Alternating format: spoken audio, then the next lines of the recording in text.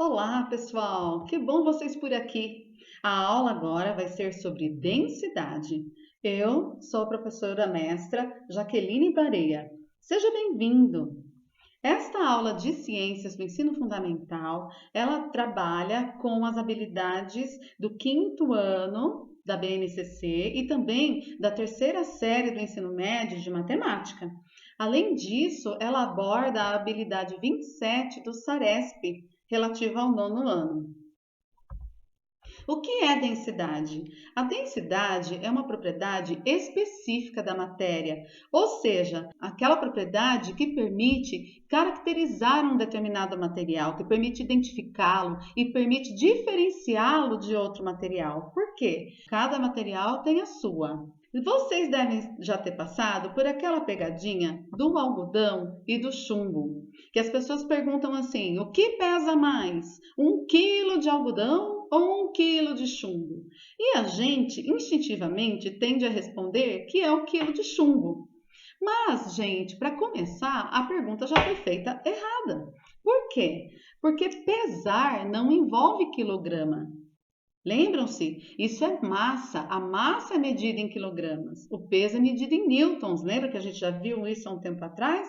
Pois então, 1 quilograma de algodão é a mesma massa que 1 quilograma de chumbo. Mas então qual é a diferença? Por que a gente cai nessa pegadinha? A diferença é que para eu ter 1 quilograma de algodão, eu preciso de uma grande quantidade de algodão, de um grande volume. Agora, para eu ter 1 quilograma de chumbo, uma porção pequena, um volume pequeno de chumbo já vai conter 1 quilograma desse material. Tudo bem? Mas por que isso acontece, professora? Olha, isso acontece porque as partículas do algodão são mais separadas, há mais espaço entre elas. Então, para eu juntar 1 quilo de partículas de algodão, eu vou precisar de um grande volume de algodão. Certo? Agora, as partículas do chumbo são mais juntinhas, mais unidas, tem menos espaço entre elas. Então, para eu conseguir 1 quilograma de chumbo, eu preciso de uma porção de um volume menor. Outra coisa também que confunde um pouco a cabeça da gente é o seguinte: façamos de conta que isso aqui representa um cubo de ouro de 1 centímetro cúbico. E que se nós colocarmos esse cubo de ouro na balança, 1 centímetro cúbico de ouro vai medir 19,3 gramas na balança. Agora, se eu pegar 1 centímetro cúbico exatamente igual, só que de alumínio, e colocá-lo na balança, esse cubinho de alumínio vai medir 2,7 gramas. Poxa, se os dois cubos têm exatamente o mesmo volume, por que um mede mais na balança do que o outro? Bom, no ouro, as partículas estão mais juntinhas, tem menos espaço entre elas. Então, nesse cubo de 1 centímetro cúbico, cabe muito mais ouro do que nesse cubo de 1 centímetro cúbico de alumínio. Deu para entender? As partículas de alumínio, elas são um pouquinho mais separadas. Então, o que vai acontecer? Num espaço de 1 centímetro cúbico, vão ter menos partículas e menos resistência ao movimento, menos inércia. Então, aí você diz que a massa é 2,7 gramas. Então, olha, no caso do algodão com o chumbo, você tem massas iguais de 1 quilograma, mas o volume é diferente. Um montão de algodão, um pouquinho de chumbo. Agora, no caso do ouro com alumínio, você tem volumes iguais, tem o mesmo volume de 1 centímetro cúbico. Só que as massas vão ser diferentes, porque a quantidade de partículas que tem aqui é diferente da quantidade de partículas que tem aqui. Espero que você tenha entendido. Qual é a fórmula da densidade? Olha, a fórmula da densidade é densidade, representada pela letra D, é igual a massa, representada pela letra M, dividida pelo volume, representado pela letra V. Olha, a densidade está no numerador da fração, porque aqui é como se tivesse denominador 1. E a massa também está no numerador da fração. Portanto, as duas, a densidade e a massa, são diretamente proporcionais. Se eu aumento a massa, eu aumento a densidade. Se eu diminuo a massa, eu diminuo a densidade. Muito bem. Agora, olha só. A densidade está no numerador da fração e o volume está no denominador da fração. Portanto, você tem aqui, ó, elas são inversamente proporcionais. Se você aumenta o volume, você tem a diminuição da densidade. E se você diminui o volume, você aumenta a densidade. Vamos fazer de conta que a massa é 8, tá? Se o volume for 2, a densidade vai ser 8 dividido por 2. A densidade será 4. Agora, vamos aumentar o volume de 2 para 4. Aqui seria, então, 8 dividido por 4. A densidade seria, então, 2. Ela diminuiria. Então, se eu aumento o volume, que é o denominador, que é o divisor da conta de divisão, aí eu vou diminuir o resultado, que é justamente a densidade, tá? Quais são as unidades usadas para você trabalhar com os cálculos envolvendo densidade?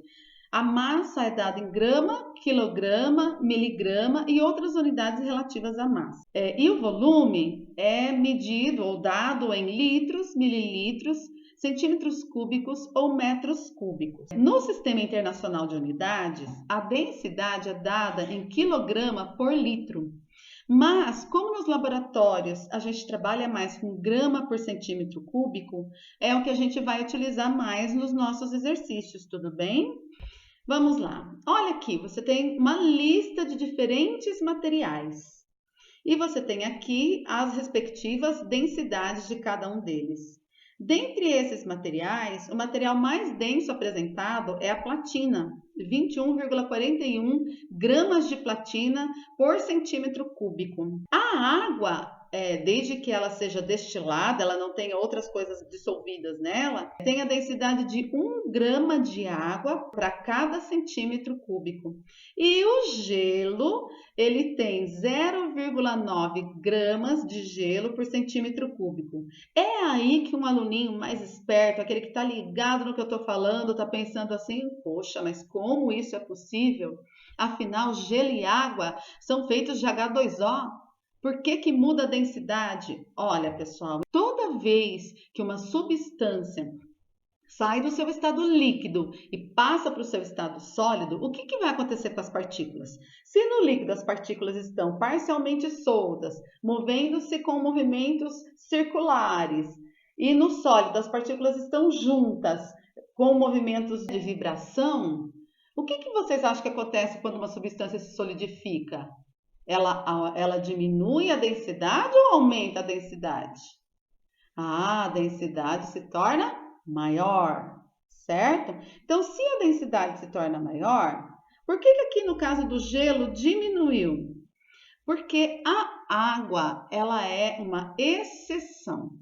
Quando a água passa para o estado sólido, as moléculas se organizam de uma forma geométrica tal que acaba ocupando um espaço, um volume maior, tá? Isso é uma exceção. Com a grande maior parte dos materiais, o que acontece é no estado sólido as partículas se juntam e a densidade aumenta. Mas na água não é assim, a água é uma exceção. Conforme as partículas da água vão se justapondo, vão se colocando e se organizando, as figuras geométricas formadas ocupam um espaço maior. É por isso que quando você põe alguma bebida que tem grande quantidade de água no congelador, o recipiente que contém essa bebida acaba estourando, porque o líquido ocupa um determinado volume. Quando a água vai congelar, ela expande e aí destrói o recipiente que a contém. Deu para entender? Isso não acontece, por exemplo, com álcool. Se você deixar um álcool 70, por exemplo, na geladeira, ele não vai congelar. Por que não? Porque o ponto de solidificação do álcool é uma temperatura muito mais baixa do que a da água. Então, não vai congelar. E mesmo se congelasse, a conformação que as moléculas assumiriam seria uma conformação que não expandiria e sim contrairia o volume, tá bom? Não se esqueça, para líquidos você pode usar tanto 1 centímetro cúbico quanto 1 mililitro. Essas duas medidas aqui, essas duas formas de medir, elas são equivalentes. Olha um exemplo aqui para a gente entender de novo a densidade. A densidade do álcool, 0,8 gramas de álcool por centímetro cúbico, ou seja, em cada 1 mililitro de álcool, a massa encontrada é de 0,8 gramas. O mercúrio, que é o único metal líquido encontrado na Terra, nas temperaturas normais do planeta, ele apresenta densidade de 13,5 quilogramas cada 1 litro de mercúrio. Entendendo sobre a densidade do gelo, a gente consegue também compreender por que os icebergs conseguem flutuar. São grandes massas de gelo que flutuam pelos mares, principalmente os mares próximos à Antártida e ao Ártico, e esses icebergs, eles mostram apenas 10% de todo o seu volume. O resto fica todo embaixo d'água. Então são verdadeiras assim montanhas flutuantes de gelo. E por que elas flutuam? Porque são feitas de gelo e o gelo é menos denso que a água. Tudo que é menos denso que a água flutua na água e tudo que é mais denso afunda. Por exemplo, isopor flutua na água. Tanto faz se é um pedacinho de isopor como se for uma montanha de isopor. Sempre vai flutuar na água por conta da densidade ser menor, tá bom? Olha, vamos olhar outro exemplo para você entender. Aqui uma mistura heterogênea, onde você consegue distinguir as substâncias que foram colocadas juntas. Você tem a água e o óleo. O óleo, ele fica sobre a água. Por que isso acontece? As partículas do óleo são um pouco mais separadas do que as partículas da água. Então, o que acontece? As partículas do óleo não conseguem atravessar a barreira das partículas de água. Então, o óleo fica em cima, é menos denso que a água, e a água, que é mais densa, fica embaixo. Tudo bem? Olha só nessa torre de líquidos coloridos aqui. O líquido mais denso está embaixo, o líquido menos denso está em cima, tá? E para concluir, tem aqui essa pessoa aqui deitada sobre as águas do Mar Morto, tranquilamente lendo o seu livro. Né? O Mar Morto, na verdade, é um grande lago com uma concentração altíssima de sal e que faz com que a água fique muito densa. A água misturada com sal fica mais densa do que só a água. E aí a pessoa consegue se sentar sobre as águas e ler um jornal, consegue flutuar na água sem fazer nenhum tipo de esforço, graças à densidade dessa água do Mar Morto, que é muito maior. E a gente, numa piscina, a gente consegue flutuar desde que a gente mantenha a nossa respiração adequada, porque aí nós fazemos o quê? Nós enchemos os pulmões de ar e esse ar que está nos pulmões é que nos auxilia a boiar. Tudo que é cheio de ar também flutua na água. Por quê? Porque o ar tem as partículas bem separadas no estado gasoso. Ou você acha que os navios feitos de metais pesados, como é que eles conseguem flutuar? Eles conseguem flutuar porque tem ar dentro do navio e isso ajuda a flutuar, além, claro, do seu formato. Esse formato distribui o peso do navio sobre as águas também, auxiliando que ele navegue e não afunde.